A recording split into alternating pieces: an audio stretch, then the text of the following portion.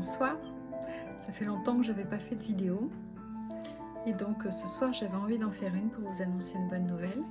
C'est que j'ai reçu donc la mise en page définitive du livre ainsi que la couverture et donc ça va pouvoir repartir à l'édition et sur les différentes plateformes. Donc d'ici 3 semaines, ce sera disponible sur Amazon, Cultura, la Fnac et d'autres que je vous communiquerai plus tard. Et je pense un petit peu avant à La Réunion puisque je l'imprime en local. Et il y a également autre chose que j'ai pu préparer, la musique, quelque chose de très important et qui a énormément accompagné l'écriture de ce livre. Et j'en ai créé une playlist et cette playlist je l'ai mise sur YouTube, sur ma chaîne où il y a toutes les vidéos et je vous mettrai le lien si ça vous intéresse de plonger dans cet univers-là. Je l'ai mise également sur le livre à la fin. Et c'est une playlist de musique qui m'a plongée dans les différents univers, qui a développé la partie créative. Et voilà, ça comptait pour moi de le partager avec les mots parce que ça allait de pair. Et ce soir, je vais vous lire donc un court extrait qui est le début du chapitre 5.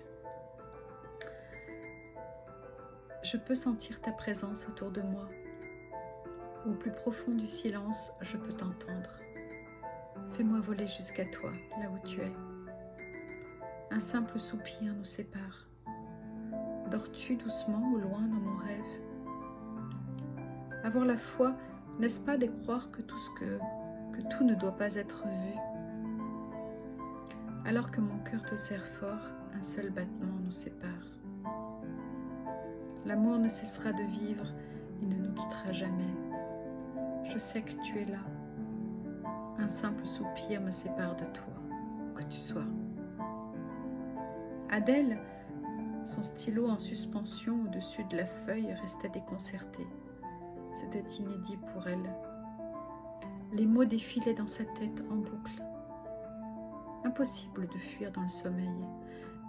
Elle devait les poser quelque part, comme une urgence, comme un appel dont il fallait prendre note du message. Sans réfléchir, elle avait saisi son cahier à rêve et laissé sa main prendre le relais. C'était la première fois qu'elle ressentait cette sensation d'empressement, ce désir impatient.